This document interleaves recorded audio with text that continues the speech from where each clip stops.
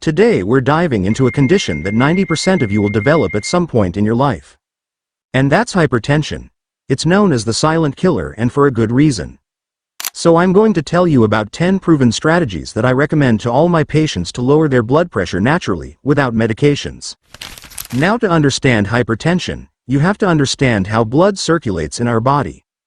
For blood to flow forward, it needs to push against the wall of your blood vessels at all times, just like water in a pipe. But as you can imagine, that pressure is constantly changing.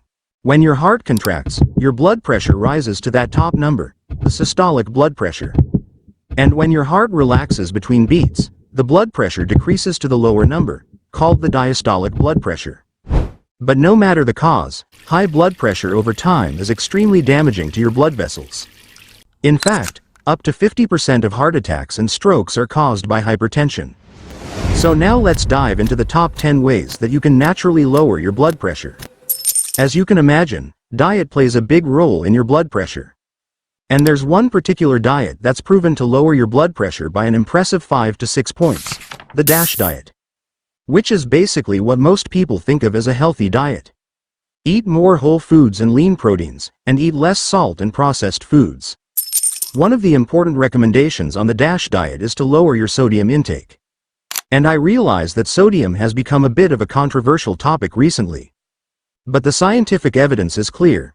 If your blood pressure is high and you want to fix it naturally, you need to lower your sodium intake to a maximum of 2 grams per day.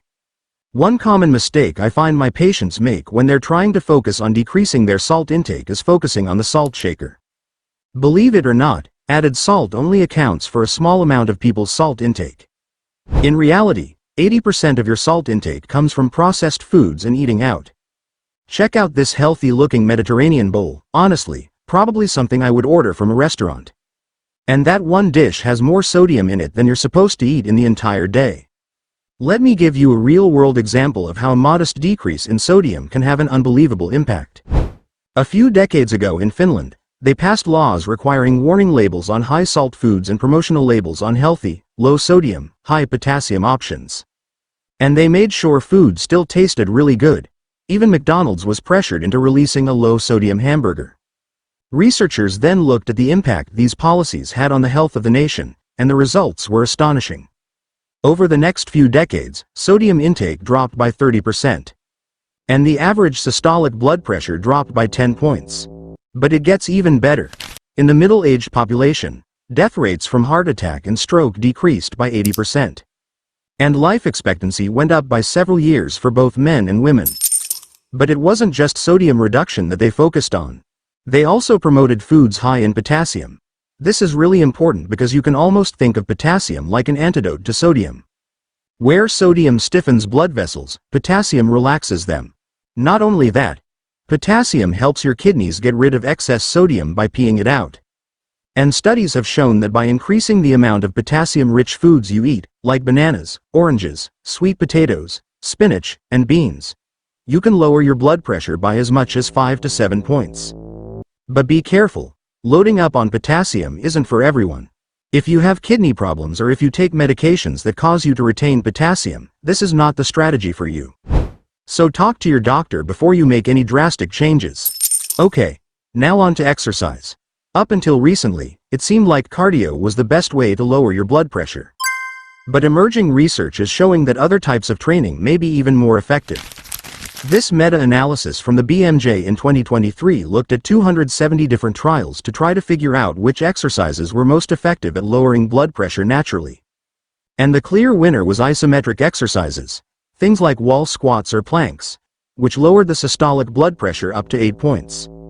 Now if doing planks and wall sits sounds like fun to you, I'm so happy for you, that's awesome. But for the rest of us, keep in mind that this study also proved that any type of exercise you do will help lower your blood pressure. High intensity, low intensity, cardio, strength training, it all makes a difference. So find what works for you. If you're following the DASH diet and you're exercising regularly, then you're probably also going to lose some weight. Which is great, because weight loss is another powerful tool. For every 1 kilogram, or approximately 2.2 pounds, of weight loss, your blood pressure should decrease by 1 point. Now alcohol is a bit of a sneaky one. It might make you feel a bit more relaxed, which is why people are often surprised to learn that it actually raises your blood pressure, especially if you're having more than 2 drinks per day. And if you needed another reason not to smoke, it also has a really big impact on your blood pressure. Not only does nicotine increase your blood pressure, but smoking also damages the inner lining of your blood vessels, which causes them to stiffen and increases your blood pressure in the long term. Sleep is another important one. Less than 6 hours per night has been shown to increase the risk of high blood pressure. But some people can sleep the entire night and still feel exhausted the next day. This can be a sign of obstructive sleep apnea, a condition where your breathing starts and stops throughout the night. And it's actually one of the major causes of resistant hypertension. So if you're really tired during the day even after getting a good night's sleep, or if your partner tells you that you're sort of choking or gasping or really loudly snoring at night, those would be reasons to see your doctor and talk about getting tested. So what about stress? The answer is actually less straightforward than you might think. Intuitively, we all know that stress has a serious impact on our body. And it's true that acute stress can cause a brief elevation of your blood pressure. When it comes to chronic stress, the research isn't as clear. And it seems like the biggest issue is probably how we cope with that stress. Whether it's eating more unhealthy food, or drinking more, smoking more, all of that impacts our blood pressure.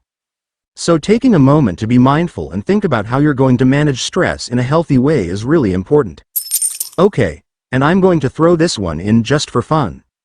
Studies have shown that pet owners, and particularly dog owners, tend to have lower blood pressure.